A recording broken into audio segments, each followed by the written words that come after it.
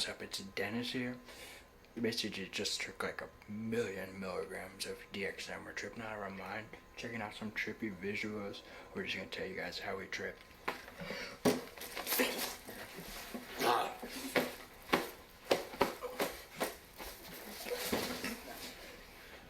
Okay, this is Benny. Benny, what are you doing over there? I'm flying. Everyone can fly. Not a lot of people know that, but you do not have to be on DXM to be flying. Everyone can fly, you know that, right? Yes, I do. Good. And what is that book that you have in your hand? This book right here is the language. Everyone must speak it. Incomish comprendre. On comprend, entende. Yes, man. Nice. Right here, life force triangle. Basically, everybody's either real or fake. 90% of people are fake. The Y2K bug, it actually happened. People think that it didn't. People thought that like the computers didn't shut down. Actually, they did. And because of that, 90% of people are fake. It's a bug. Finnegan.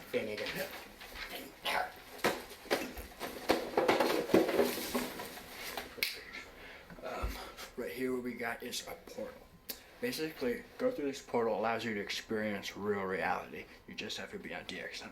But it's very easy to get caught in a portal. If you get caught in a portal, your brain will fry. So. Yes, and these are trip crystals. Just take a look at these things right as you're peaking, and your high will magnify at least 3 times, guaranteed. And I think allow you to see past your brain into further knowledge, of course, new levels. And this is Cinestics. Hey, Mom, get out of here. We're just hanging out. Give me a crystal. Why is this door locked?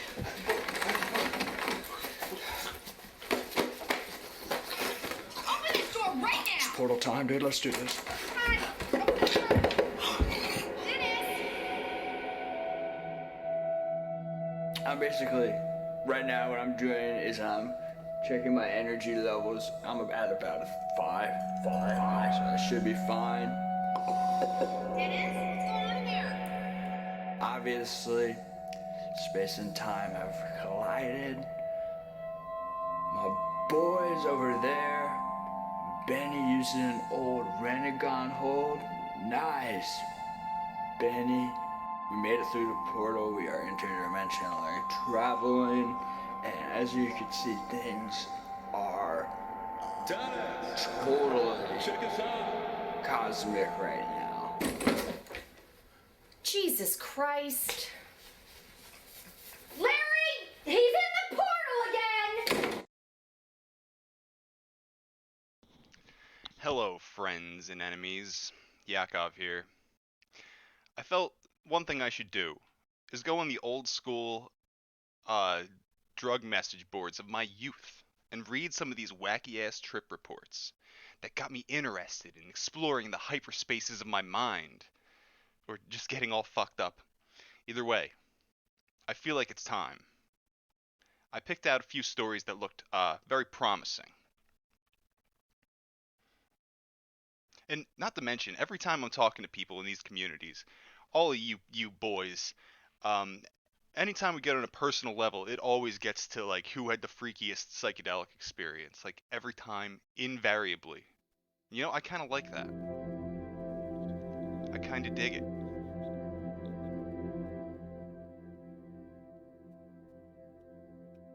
So, let me get started. The Maelstrom.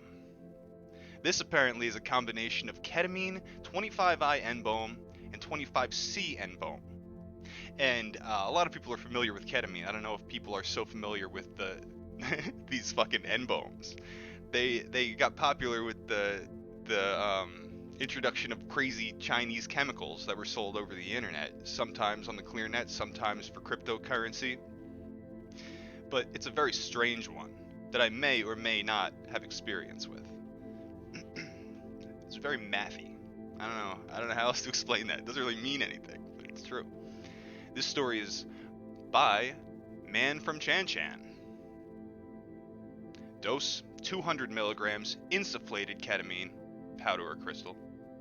1,200 I forget what that's called.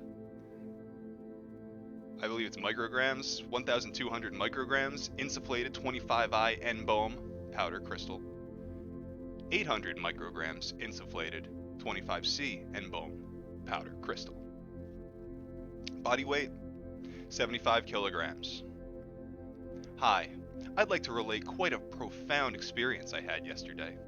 Over my long years of experimentation, I'm pretty experienced with the whole panoply of psychedelics. I consider myself well-grounded and confident exploring hyperspace in all its forms.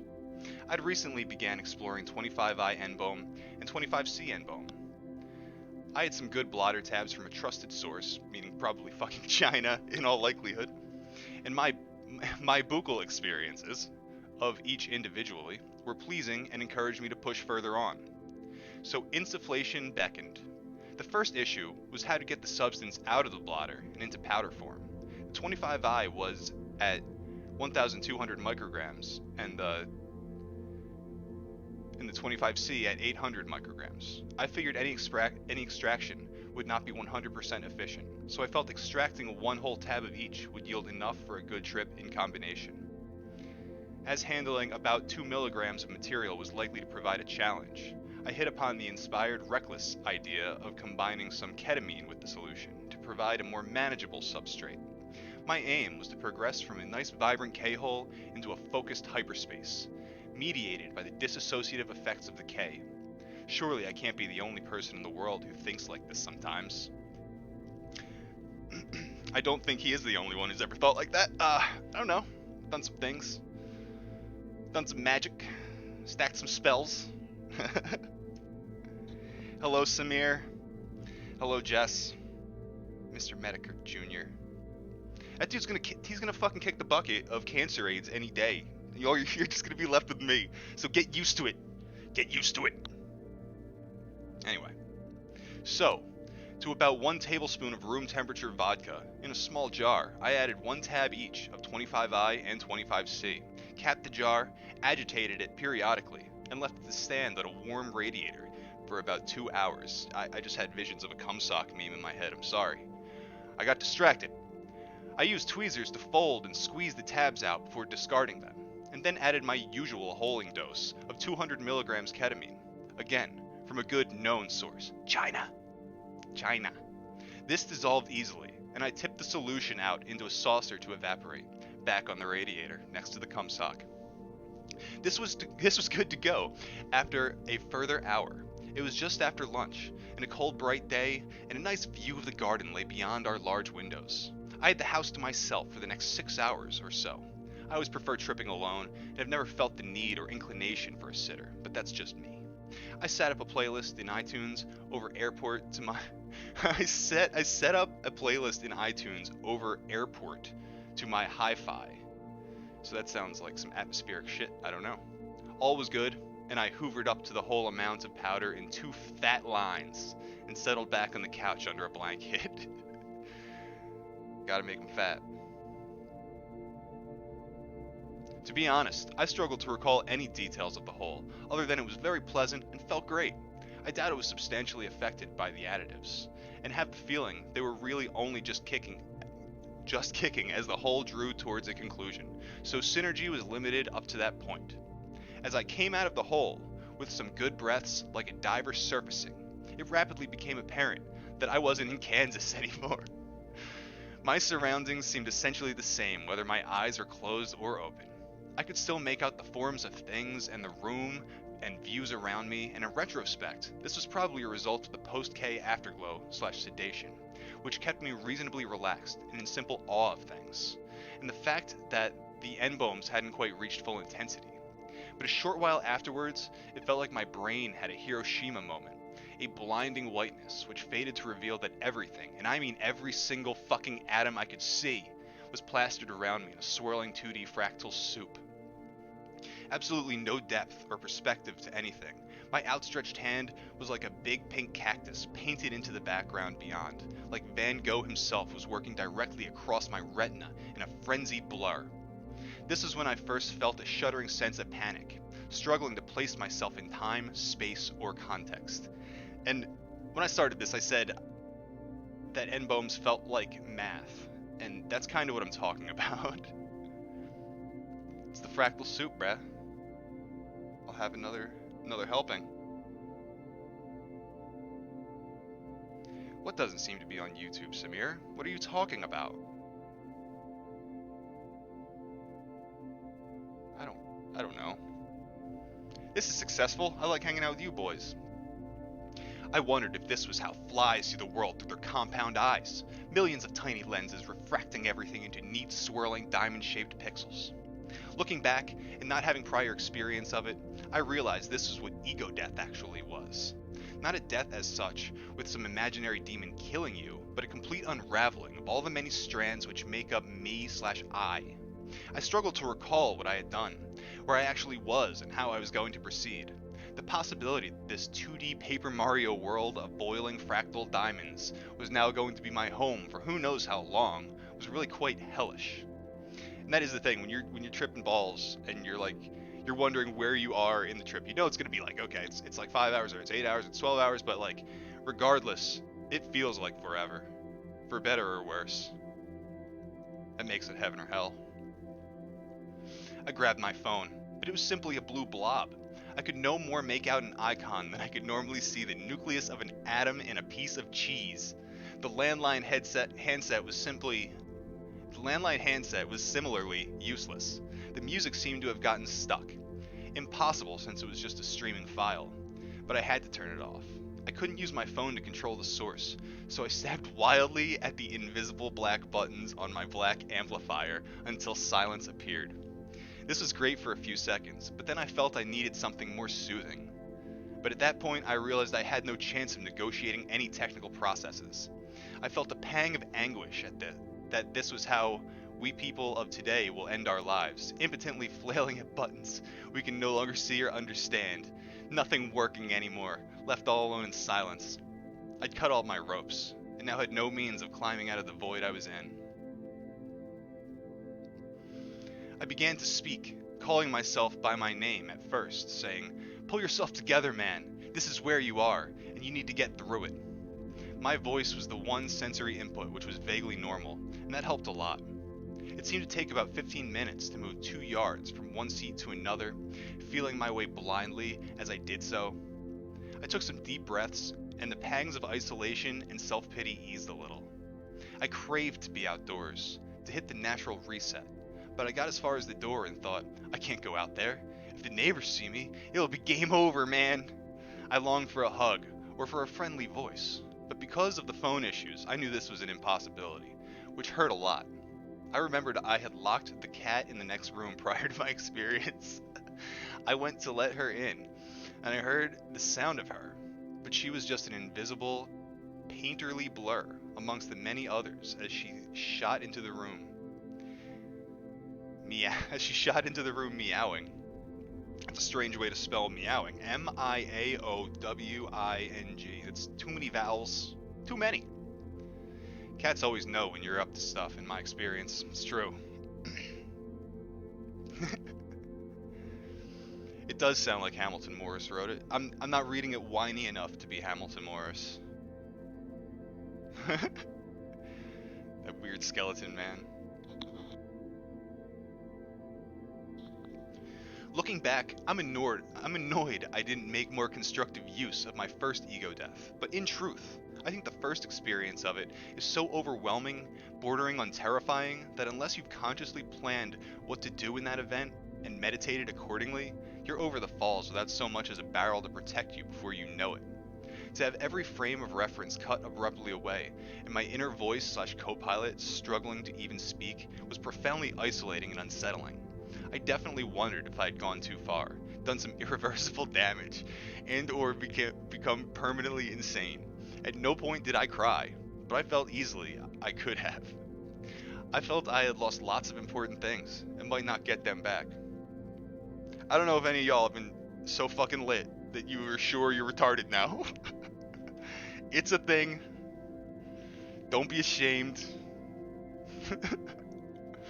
I'd noticed the empathogenic qualities of 25I before. 25C, not nearly so much.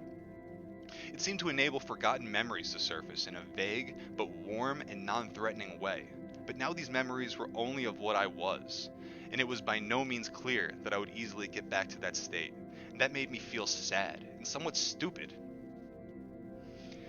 I'd also noticed the time-stretching powers of 25i previously. It seemed to distort time, to allow more thoughts/images to unravel and be processed.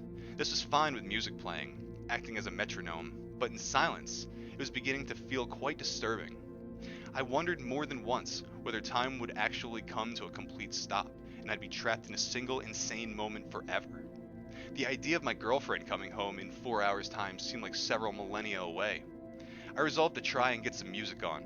First I tried the radio next door, but that was the news, and all I got was police are looking, police are looking, police are looking, police are looking. A fragment of report chopped up and reverberated to death. Thanks 25C, the audio distortion is a peculiar characteristic of that one. Oh, that's very funny.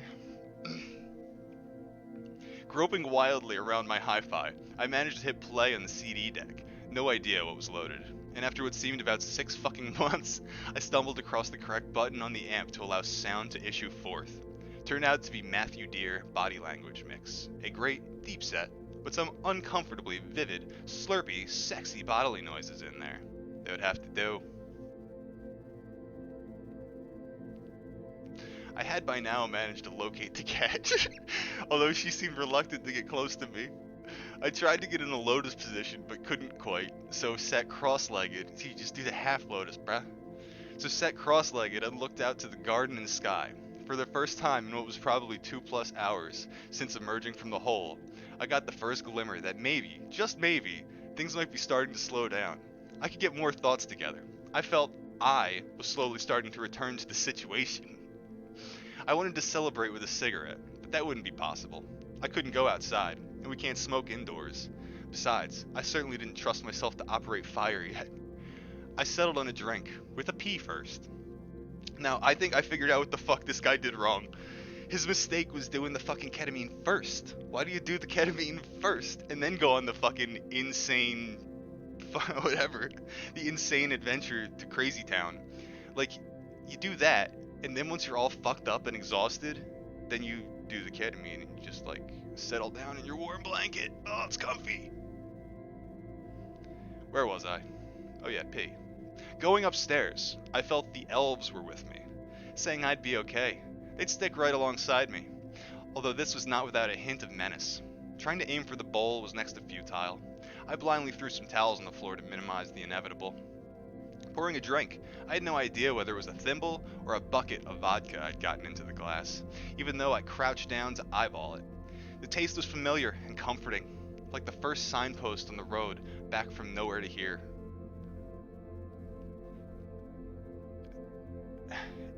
If you're tripping, I can't imagine tripping balls and drinking fucking just straight up vodka and being like, yeah, that's good. I can't imagine. Dude, I can't eat anything. I won't say anymore. This is stupid talk for the internet. More breathing, more pacing, more things coming back into focus, but the phone's still useless. I felt like a diver who had been tipped into the breaking surface by a coral reef. Although initially blind and completely disoriented, at least I had a handhold now. I could start to see what was actually swirling around me. Some perspective was returning to things, and the sinister flatness of everything was receding. I'd say it was close to the 4-hour mark before I could finally just about text my girlfriend to say I couldn't wait to see her. That felt like a big and long overdue accomplishment. She got back about 5 hours in, and everything was still very much alive, but manageable, and I could interact fairly normally with her as I began to explain the day's events. Evening settled in, and I was finally ready to go to bed about 2 a.m., where I slept a very, very deep and blissful sleep.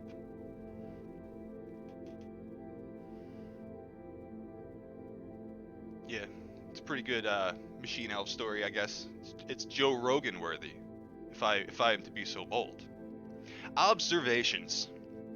1.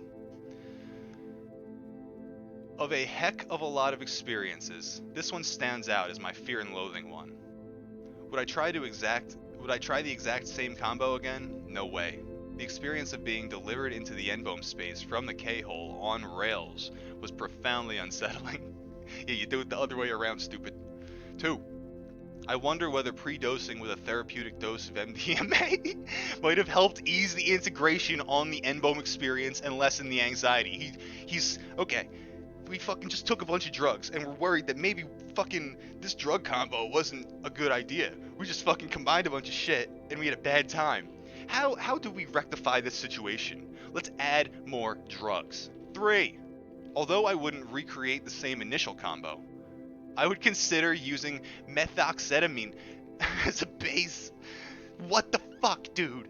This does integrate the N-Bone experience well, in my and others' experience. I could imagine mixing 100 milligrams of MXC with 1 tab of each, and then consuming 50 milligrams of the resulting product, so half total N-Bone load. That might be about right for me, to have a very rich experience with the option to bump it up further if necessary. This is very fucking funny to me, because like, if I'm gonna like describe and rationalize my drug use in a couple sentences, the best way to do it is, yeah, that might be about right for me to have a very rich experience, and I might even have the option to bump it up further if necessary. That's how junkies talk after they go to Harvard. What the fuck? 4. Thanks to 25 Eyes' fairly mechanical mode of action, this episode was largely uncolored by malign feelings that can sometimes arise on DMT or LSD. I didn't feel there was any intelligence, friendly, hostile, or other at work, and this was a major relief in hindsight, given the overall intensity of the experience. Such anxiety as I experienced was solely as a result of aspects of my consciousness being cleanly obliterated for a period. Okay, I want to go over that again. Malign feelings. I'm not sure how he's defining that, because I understand the feeling of intelligence with LSD or DMT. I get that. At the same time, I see that also in 25i, and he even referenced the fucking elves that were fucking with him, so I don't know what the fuck he's talking about. 5. My fears about the efficacy of the extraction process were clearly unfounded. I definitely felt that I was on the receiving end of the full 2 milligram N-Bone compounds. Been there, done that. Not fun. There's a fucking hangover with that too. 6. I took Valium once, unconnected to psychedelic adventures, and loathed it. So I don't even have any benzos in the house, and wouldn't have been able to find them safely even if I had. If somebody had appeared to offer me one at the park, would I have even taken it? Possibly. Although I still feel they are best reserved for catastrophic/delusional episodes, which I have until now avoided, mercifully. So I think I would have to still prefer to ride it out rather than bail, but it's the closest I have come to wishing it had a stop button. 7. Honestly, if your trip doesn't make you wish you had a stop button, you're not really tripping. 7. Trying to cross the bridge from fun/recreational trips into profound experiences needs more preparation on my part, and I think all of our parts. 8. An old-fashioned cassette deck preloaded with an ambient tape would make a useful backup for when the shiny stuff becomes an unreachable abstraction. Cassettes... Okay. Whatever, dude. We're moving on from this. It's a pretty good one. It was a pretty good read. I don't want to take anything away.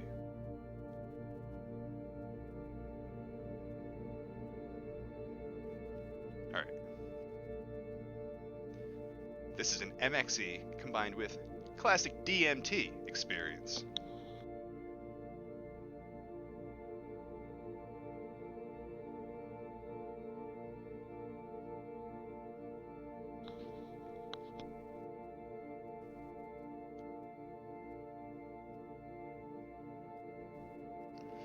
The Beautiful Chaos, DMT and Methoxetamine by Lyle. Dose: 75 milligrams insufflated methoxetamine, powder, crystals. 75 milligrams smoked DMT in powder and crystal form. Body weight: 150 pounds. This experience happened nearly a year ago to date, and while some of the smaller details may have slipped from memory, I believe what I experienced that night was powerful enough that I can still describe what happened to me with the detail and accuracy that I feel this trip report deserves. However, given the time that has passed, some blanks may need to be filled in, and I will do this the best I can. While I was on methoxetamine, the true beauty of this night, and what I want to describe to you in more detail, was my DMT breakthrough.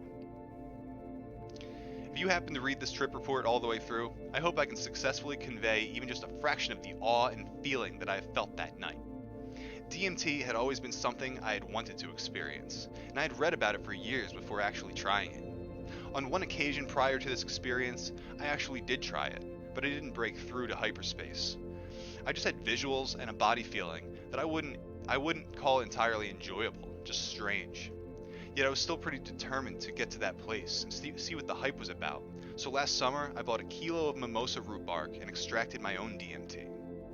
I didn't get as much as I expected, but it was still at least a couple grams of white fluffy DMT to experiment with, which is fucking plenty, by the way. Yet as excited as I was to attempt a breakthrough, for some reason I was just too scared to go all the way. I'd take a hit and get that strange feeling in my body which kind of intimidated me, and then it would back out from going farther. Doing DMT and not breaking through still gives me open-eye visuals. It is just too weird of a feeling for me to enjoy, and I get a prickly sensation all over, plus the taste and smell of burnt plastic is just off-putting. I can concur on that. Everything you just said there is pretty much true.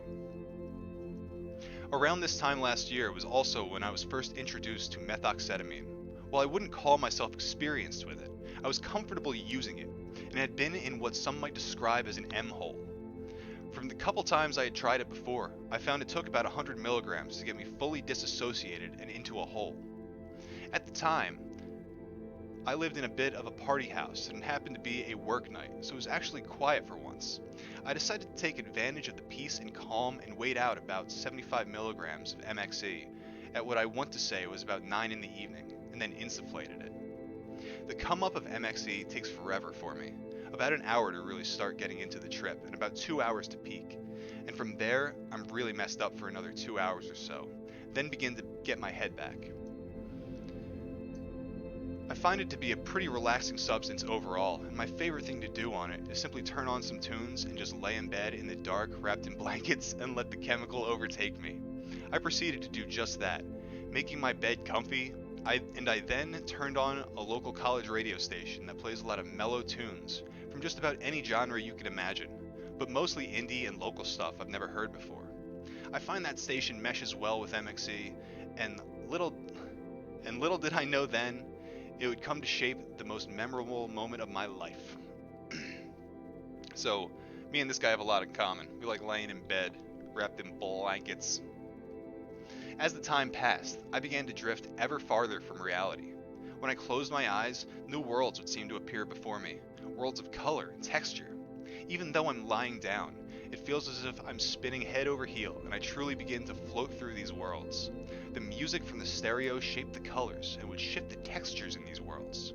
While I was very intoxicated, I could still open my eyes and recognize where I was, and was very capable of getting up and moving, albeit without much coordination.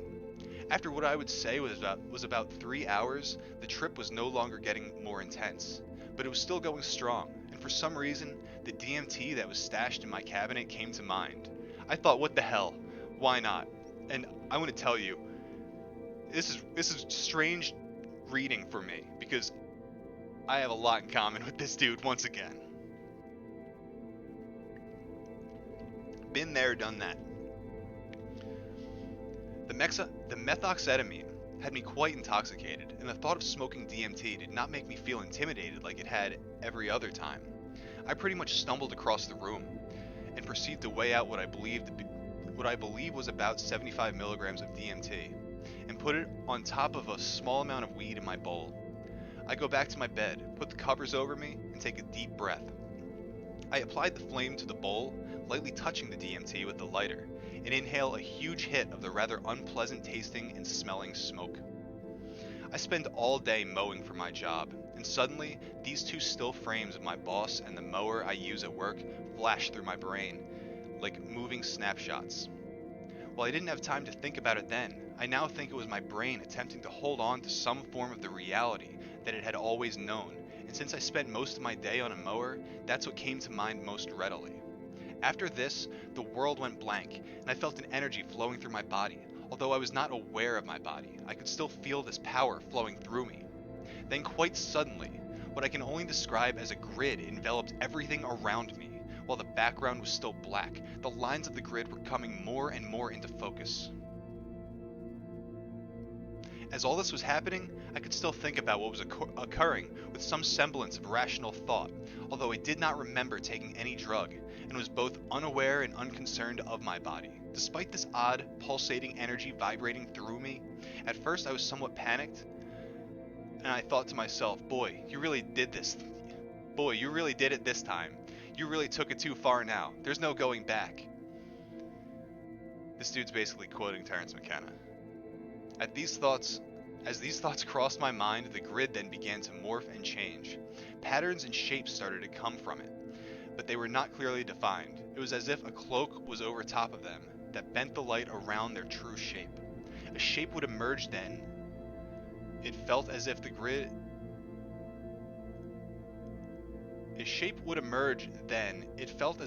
would make a 90-degree turn in front of me, and new shapes would emerge. I was entirely powerless to interfere with what was happening around me.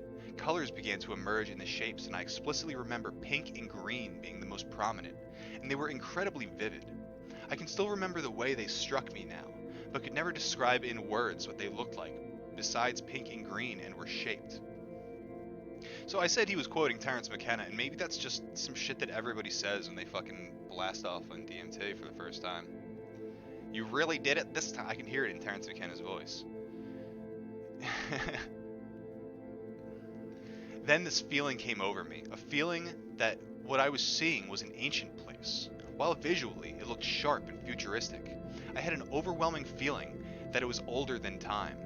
This might sound odd, but it reminded me of what I mentally picture as a 1950s soda shop, but much more mystic and magical, of course. Like everything is outlined in chrome, and it is all flashy and new looking, but it still has the retro feel. It's the best I can describe it, but the ancient feeling of where I was at sharply contrasted the futuristic visuals that were occurring. This was still stupefied about what was going on, but I slowly began to realize that what was happening wasn't a bad thing. In fact, it was somewhat pleasant, and accepted my fate that this was reality now, or perhaps how it had always been, for all I knew at that point. In that instant of acceptance, the energy that was going through my body snapped and cracked, and the pulse in my body became a steady surge. It was as if I was finally plugged into everything.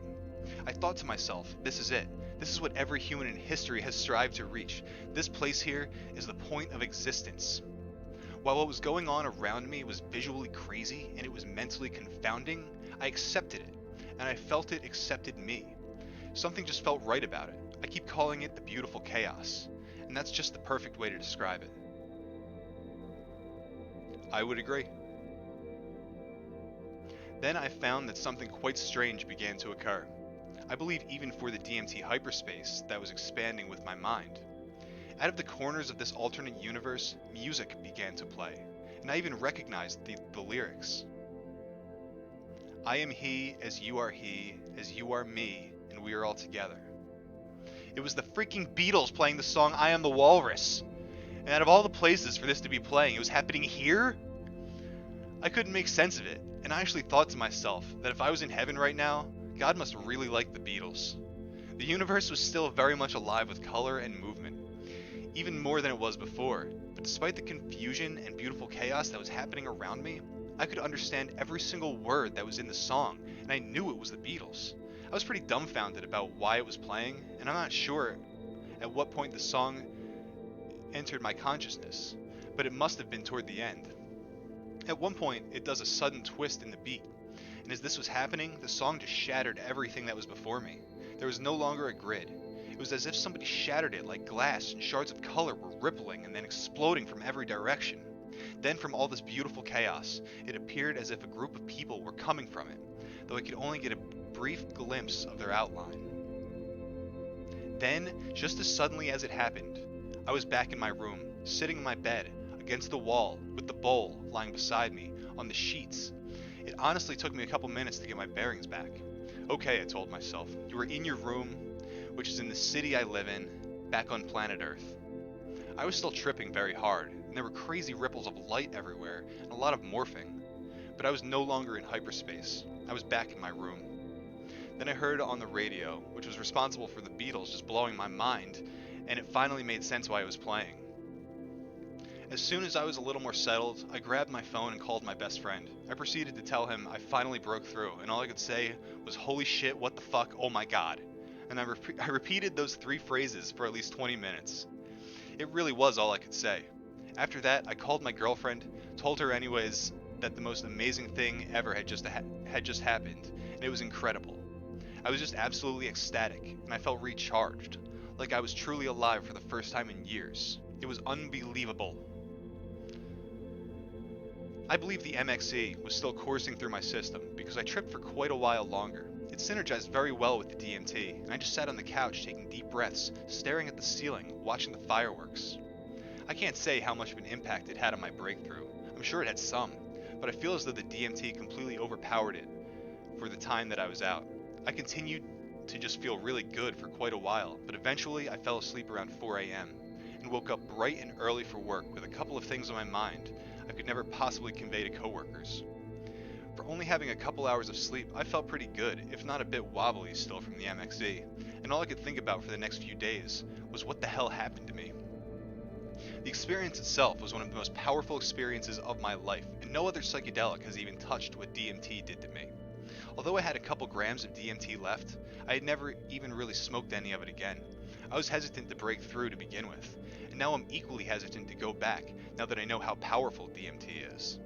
If I had to describe it, I'd compare it to how I imagine someone might describe skydiving. It is just getting out the door that's scary, but once you do it, you are in for a ride. Regardless, it's something I'll forever be grateful that I've experienced, but I'm satisfied with having experienced it. The DMT was just so powerful to go back so soon, even a year later, though one day I will return.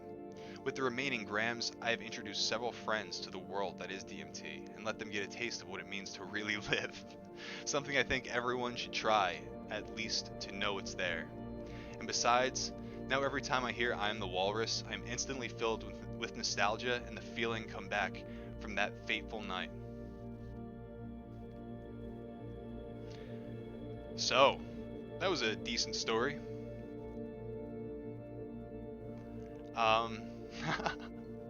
I've had a very similar experience. There was one time, and this is I guess it's the appropriate time to talk about this, seeing as the previous story was about 25I N-Bohm. Now this one's about DMT. And one day, when I was a young man in my youth, I took 2 milligrams of 25I N-Bohm, and it was fucking intense, and I was tripping balls. But then I was like, you know what? I could take this a little further, and I remembered I had a little DMT stashed away. So I broke that out for some reason. So I load up my device, I light it up, I take that fucking big hit, and I sit back. I basically just relax. And I'm wondering if I did it right, when suddenly my very consciousness is sucked out of the top of my head, and I'm flying through hyperspace. And I'm heading towards this hole at the end, and I can't tell what the fuck it is, and I'm not sure if I want to be there. Doesn't matter. I get pulled the fuck through. I find myself laying on this slab under this dome of churning light and energy, and it's blue, and it's purple, and it's silver, and it's black, and it's churning, and it's the most beautiful thing I've ever seen, and it looks like jewels, except that it's constantly shifting. And it feels a lot like a doctor's office to me.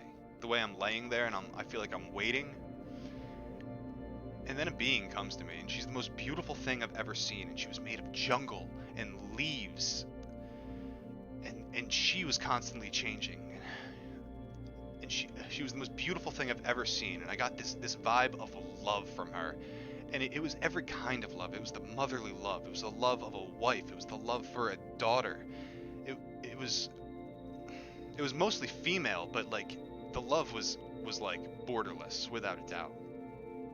She put out her hands, and she was showing me these things made of light. And she was communicating with me, and it wasn't in words, and it wasn't in telepathy. It was in empathy. She was making me feel what she was feeling. And she had her hands out, and she was showing me these things, and she was like, if you could understand this, if you could see this and interact with it and grab hold of it and take it back, everything would be just fine.